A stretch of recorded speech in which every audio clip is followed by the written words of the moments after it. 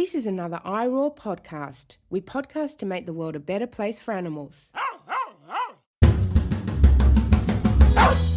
Dr. Siobhan O'Sullivan does like knowing animals. Dr. Siobhan O'Sullivan does like knowing animals. Hello everyone, and welcome to Knowing Animals. Knowing Animals is a podcast in which we speak to animal studies scholars about a piece of their work. I'm Josh Milburn, and I do like knowing animals. This episode of Knowing Animals is brought to you by ASA, that's A-A-S-A, the Australiasian Animal Studies Association. You can join ASA today for just $60 Australian, and there's a concession rate of only $15 Australian. I also encourage you to look at ASA's scholarly journal, Animal Studies Journal, which publishes twice yearly.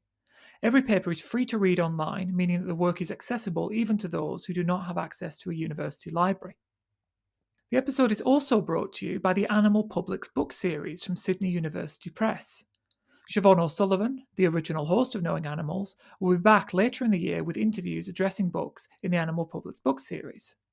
And I'm happy to say that at time of recording, the series is accepting submissions. So if you're working on a book on animal studies, do think about getting in touch with the editors. Today, I'm very pleased to introduce you to Dr Jishnu Guha-Majumdar. Jishnu is a multidisciplinary political theorist whose work addresses critical animal studies, black studies, and critical prison studies. He is, at the time of recording, the Postdoctoral Fellow in Animal Studies at Queen's University in Canada, though he will soon join Butler University's Political Science Department as an assistant professor of political theory. Today, we're going to discuss his paper Lions and Tigers and Wolves, Oh My! Human Equality and the Dominion Covenant in Locke's two treatises, which was published in the journal Political Theory in the online first format in 2020. Welcome to the podcast, Jishnu. Hi, thanks for having me. So can you start by telling us what led you to work on this topic? Yeah, this came out of my dissertation project, which initially was supposed to think about the relationship between captivity of humans and non-humans in the United States. The dissertation ended up becoming something else, but while I was working on it, I was in a reading group with some of my friends where we were catching up on canonical texts and political theory that we just hadn't read. And as one of the texts we read was Locke, and as I was reading it, I just sort of noticed animals all over the place, and especially a connection between animality and a couple of instances in which Locke talks about captivity of prisoners. And so I thought that might be an interesting place to think about the relationship between human and non-human captivity in Locke. In general, I'm just trained to sort of see animals in texts and be curious about what they're doing in texts and what sort of function they're playing. And so my eye was attracted to that. And later on, the argument and the dissertation shifted, and it became something else about human equality as I began to read more and more Locke scholarship and read the text more. But that's where it began. So bearing in mind that we have a very interdisciplinary listenership, let's start with the basics. Who was John Locke, and why do his views about animals matter?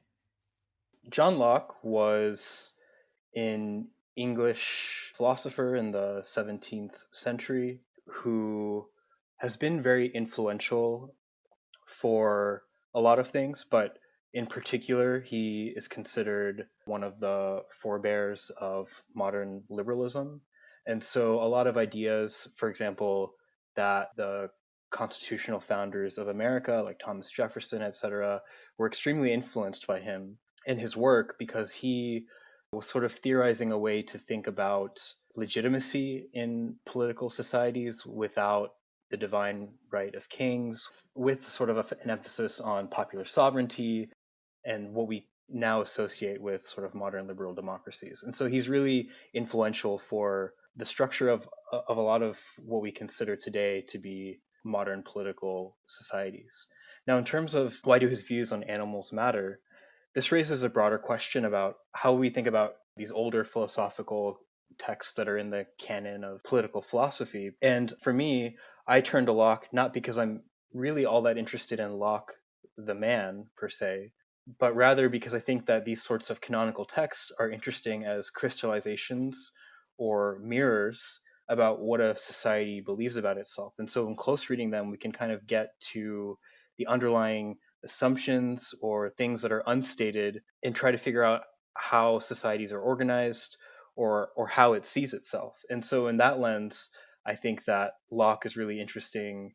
His views on animals are interesting because his ideas about human equality have been so influential. And his ideas about human equality, as I sort of argue in the article, are totally reliant on our particular understanding of animality that I think continues in the present day. And he's also doing so in a historical context that I think is important, which is he's writing at the time that the Americas are being colonized, or that sort of colonization is being fortified.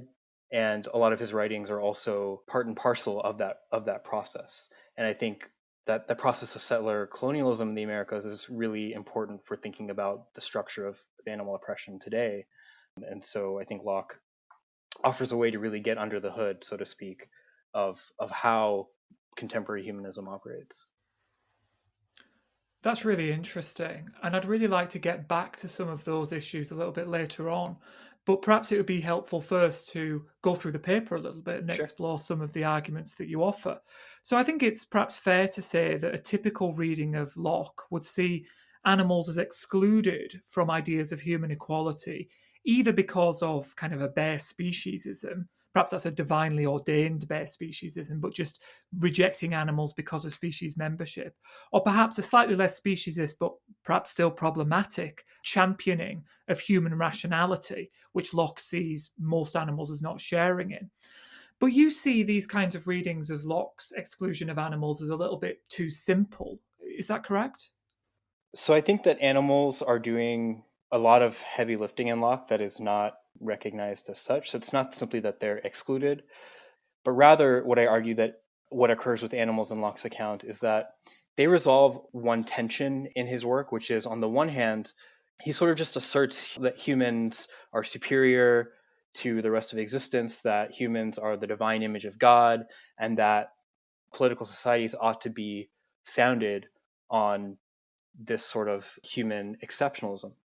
On the other hand, he shows a lot of doubt and hesitancy about this very human exceptionalism. So in his more epistemological work, An Essay on Human Understanding, epistemological just meaning how do we know what we know, like what's the basis of knowledge? He says we can't really know that the human species has all of these, or that the human species is truly so distinct from the rest of non-human life, or that we can really know what the capacities of non-human life. So there's this incredible skepticism about what we can really say about what it means to be human on the one hand, but in the two treatises, he very much asserts that human equality is the foundation for everything. And so we might think that what grounds human equality in Locke is some capacity of the human being, that human rationality or something like that. But if you read between the lines in his work, it seems like Locke is struggling to uphold the coherency of that idea. And so what I argue in the paper is that the real substance of human equality in Locke is just the sheer domination of animals, right? That humans are equal because they dominate animals. In other words, it's just the mere fact of this domination that sustains human equality. So it goes the other way around. Usually we think that there's an idea about humanism, and then that idea is used to oppress animals, and argue that in Locke it's actually the reverse, that oppressing animals is what enables Locke to sustain the idea of human equality. So it's around this point of the article that you introduce this idea from the title, the Dominion Covenant. Could you introduce us to that idea? Yeah, so we're typically used to thinking about Locke, or he's famous for this idea of the social contract. And the idea of the social contract is essentially that we come into we give up all the freedoms of not belonging to a government by coming together and agreeing amongst ourselves to hand over power to the government because it's sort of in everyone's best interest, right? So it's this democratic process. Now, in response to this idea, some scholars have developed the idea of the domination contract. So people like Charles Mills or Carol Pateman, and they argue that this coming together is really just an agreement among a privileged set of humans. So white humans or men, in the case of Mills and Pateman respectively, to be full equal citizens while marginalizing the rest. So in other words, the social contract is really just a cover for a domination contract that only affects some humans rather than others. So what I'm calling the Dominion Covenant is doing two things. On the one hand, it's drawing our attention to animals, right? So in Mills and in others, there's a humanism. Locke's humanism is sort of taken for granted, and it's just a matter of filling out that humanism more generally. So I'm arguing that animals play an essential role in this process. But I call it a covenant and not a contract because I think something slightly different is happening. So with the contract, there's an agreement between people, or a ostensible or proposed agreement between people to exclude others. But for me, a covenant is something deeper. It goes deeper into a sort of more existential orientation towards the world. And it's about the very foundation for even being able to come to an agreement, to be able to say who can or cannot be agreed upon. And so the Dominion Covenant for me is the way in which Locke bridges his theology, which is invested in God-given, rule-ordered relationship to the universe, and politics, which you cannot presume that God will sort of arrange everything for you. And so animals are a way of sort of stabilizing his theological or the domination of animals is a way of stabilizing his theological and his political concern. And so it's a covenant because it's a quote unquote agreement that was never really agreed upon, but is sort of the presumption from which agreements occur. And I sort of explain how that operates in the article through a sort of granular reading of Locke himself. I see. And so is the argument that because humans have exercised and can exercise this power over animals, that reveals something about their moral superiority? Yes, the relationship between moral superiority and animals is that the domination of animals is the foundation for humans' supposed moral superiority. So it's the fact that humans are able to dominate animals that is the substance of moral superiority. So Locke is often contrasted, for example, with Hobbes. Thomas Hobbes, also an English philosopher, wrote a little bit before John Locke, who says that human life is nasty, brutish, and short, and we come into politics in order to escape that condition. And so politics is always just war in a different sort of lens.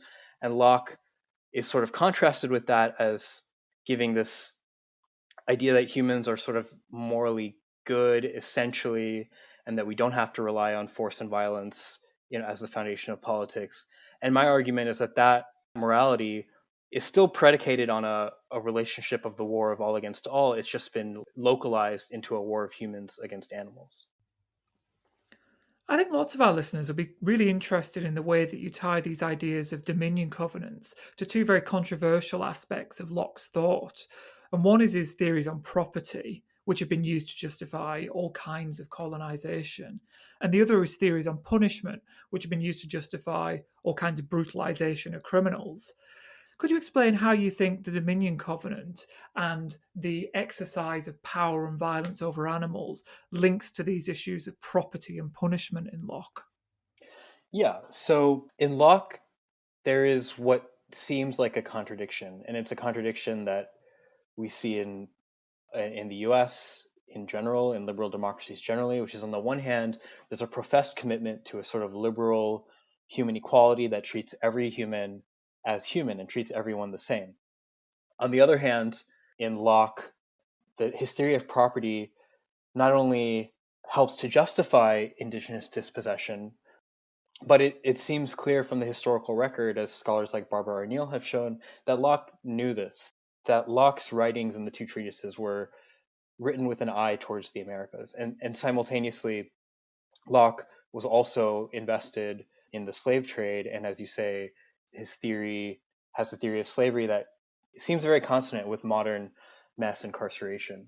And so there's this contradiction in his work that is also a contradiction in the way that societies like the US operate. Now, the traditional way of thinking about this is that this is a failed promise, that Locke is contradicting himself, that Locke, on the one hand, says everyone's equal, but he's not actually treating people as equal. So we have to adjust the way that we think about his theory in order to make those two fit.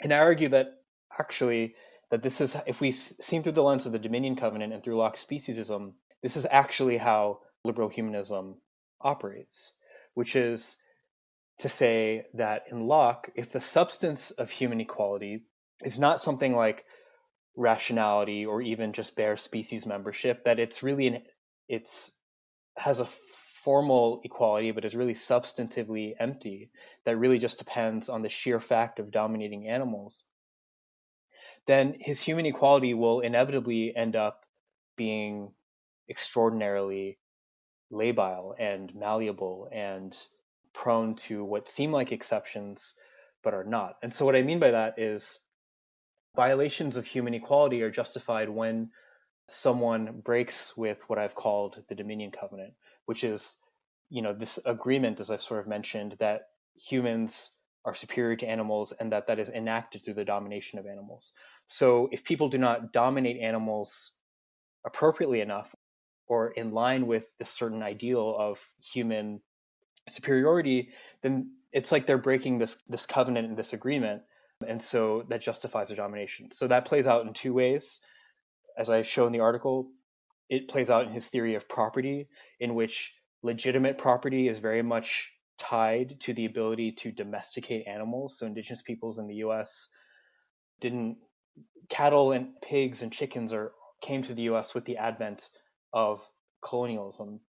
And it's my reading of the essay basically shows that there's this civilizational progressivism where the most rational way of caring for land or for having property in the earth requires, in a sense, some form of domestication. Indigenous peoples don't do it the way that Europeans do. Indigenous peoples have different relationships with non-human animals that are rendered inferior, and so they have to be brought into the fold of human equality through this sort of settler forms of domination. And then conversely, in the instance of crime, it's a bit complicated, and I don't want to go too much into the textual detail of it, but essentially what I say is that creatures like lions and tigers and wolves, which they're in the title because Locke seems particularly obsessed with these three, they in their very existence challenge the Dominion Covenant, because in the Bible, God says when he grants dominion to Adam that all the creatures of the earth shall fear and tremble before you. But wolves eat livestock that are supposed to be the property of humans, and lions and tigers eat humans, right? So there's this way in which these animals are existentially criminal because they go against the order of the world. And I basically show that Locke's theory of criminality, its severity, which even his strongest defenders don't really have an explanation for, its severity, I argue, comes from this sense of existential threat that predatory animals pose to humans. It's almost as if criminals are joining these predatory animals, that they become wolfmen, so to speak, and so they have to be absolutely destroyed. That's fascinating. So that's two very different ways that this need to dominate animals plays out. On the one hand, you've got the people who don't dominate animals enough, and then on the other hand, you've got people who become too animal.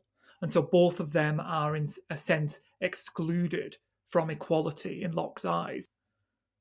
Right. Or that the coherency of human equality requires their exclusion. It's a weird sort of exclusion in that it's an exclusion in the name of human equality. Yes, I see. So, how unique do you think this idea of a Dominion Covenant is to Locke? Do you think there's something like a Dominion Covenant at the base of other theories of human equality? It would require a closer analysis, but shooting from the hip, so to speak, I would say yes.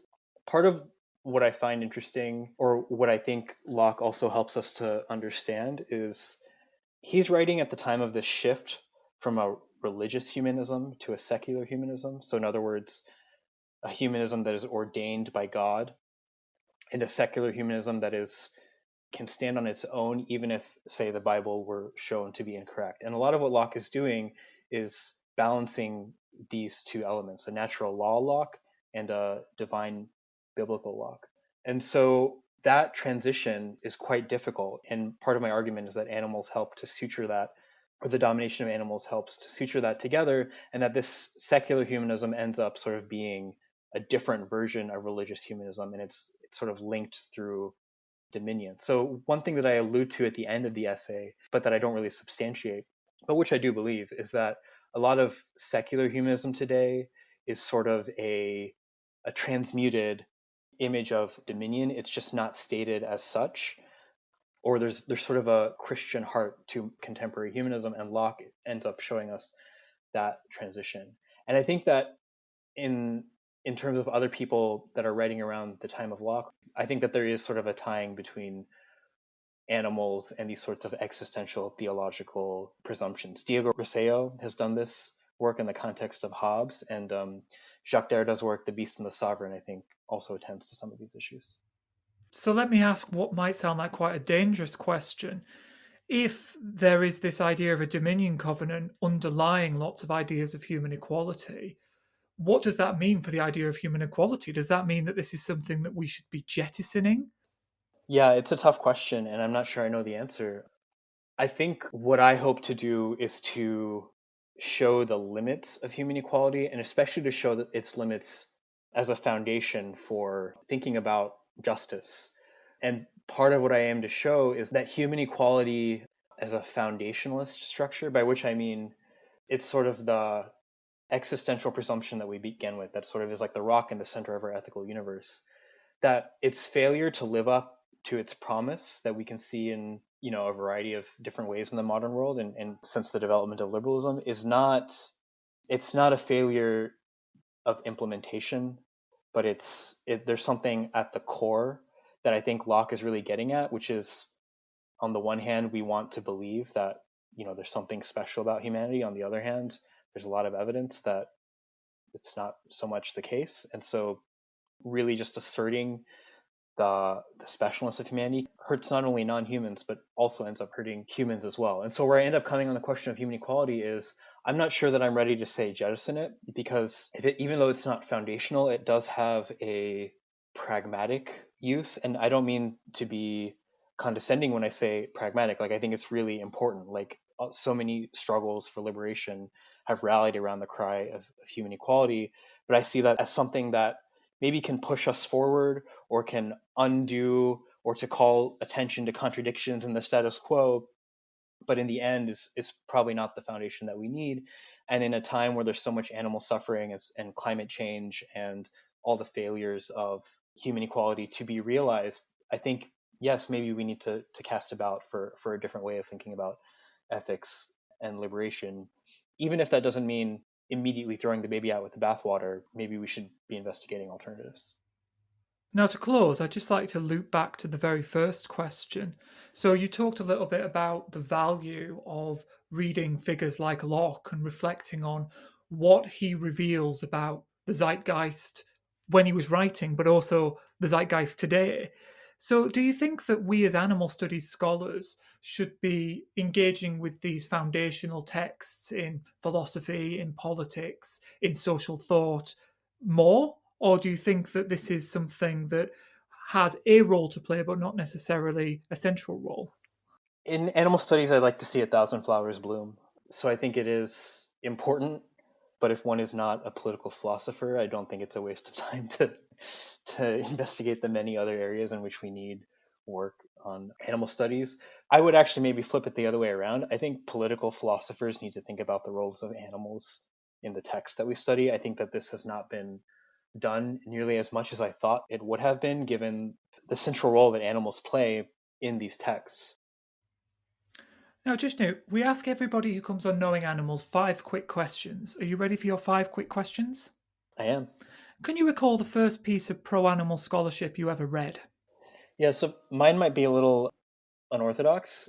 I came into animal studies because in college in high school and college I was a debate nerd and competed a lot in college debate. And my freshman year, the topic was about agriculture, and I ended up reading a lot about animal agriculture, and that's sort of when I began the track that I'm on today.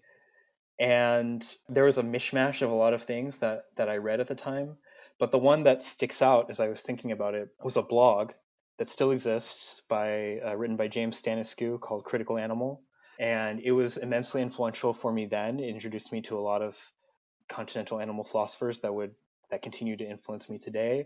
A lot of my thoughts on animals still stem from that blog, and I occasionally return to it, and I see that James was 3 steps ahead of me on some issue that I've been thinking about. So I'm really grateful to have encountered Staniszewski's work there. And can you recall the first piece of pro-animal scholarship you ever wrote? Well, I'm still quite young in my academic journey, so it's actually probably this article. I didn't write for any sort of other publication medium before going into grad school. I guess you could consider my debate work a sort of scholarship. I did argue a lot of criticisms of anthropocentrism at the time, but this article, it also came out about the same time as another animal article I wrote called Veganism as Left Praxis, which I co-authored with John Dudkovich, Drew Winters, and Jonathan Dickstein. That article it's in the title. It argues for veganism as a sort of anti-capitalist left praxis. If you had to name one animal studies scholar who's had a big impact on you, who would it be? I'm going to cheat and say 2, one sort of more classic, one more contemporary. The more classic would be really just one book by Jacques Derrida, The Animal That Therefore I Am. Even though I don't cite it all that often, it's sort of in the background of my thought.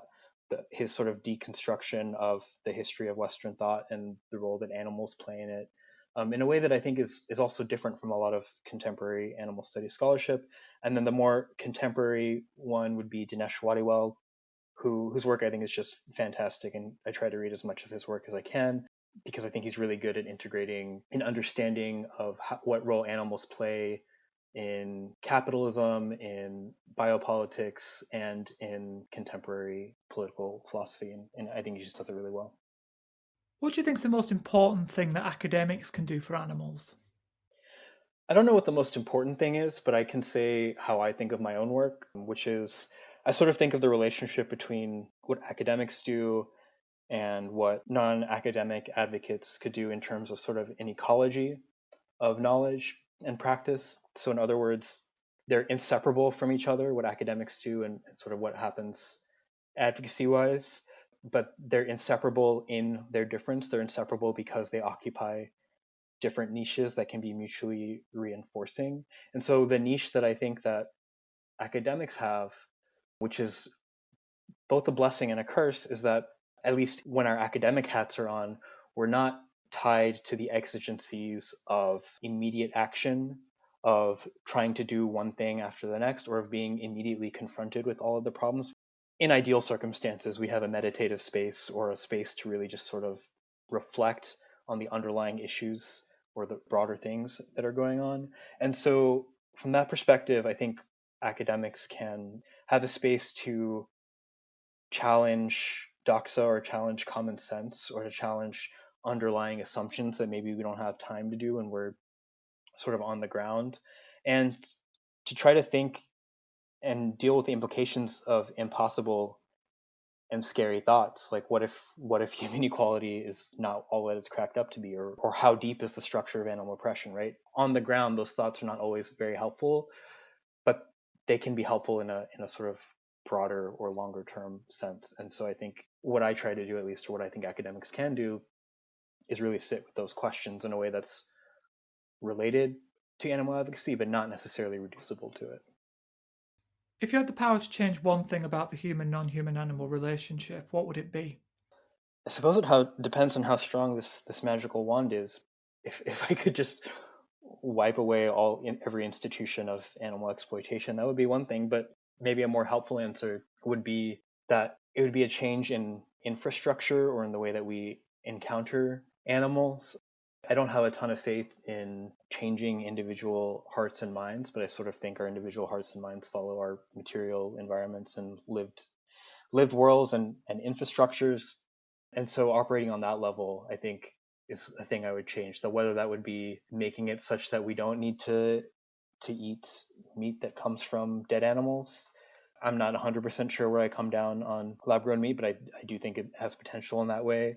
Or you had Sue Donaldson on a few weeks ago, or maybe a few months ago, and her paper on the animal agora, I think, is another instance of thinking about changing the infrastructure or changing the way that we organize public space so that, we don't have to rely on willpower in order to not dominate animals, but it's just the way that our environments are structured. Yeah, I've got a lot of time for those kinds of ideas, and it's certainly something I personally try to think about in my work and work towards. So, what is it you're working on next? I guess currently now I'm interested in pursuing the lens of vulnerability as a way of thinking about the relationship between, on the one hand, race and on the other, animality. I think the relationship between race and animality has been sort of a vexed issue in animal studies. And part of the argument that I made back in my dissertation was that a lot of this comes down to emphasizing the capaciousness and the capacities of both humans and animals, what they can do. And I'm sort of interested in pursuing lens of vulnerability, which I'm building in the wake of a lot of scholars, both in animal studies and in other fields, as a way of thinking about this relationship in a way that connects them without collapsing them.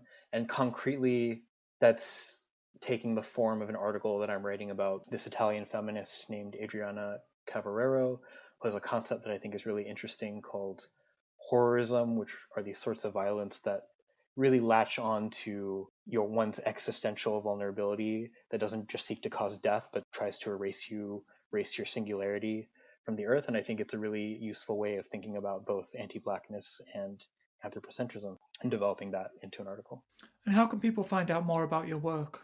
I have an academia.edu page, and that if you just search my name, it's usually the first thing that comes up on Google. Search my name in academia.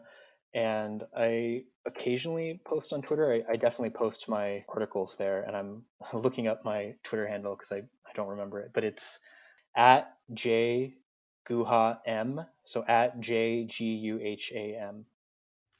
Well, thanks so much, Jishnu, for joining us for this episode. It was a pleasure. Thank you so much for having me. And thank you, listeners, for joining us for Knowing Animals, the podcast where we talk to animal studies scholars about their work.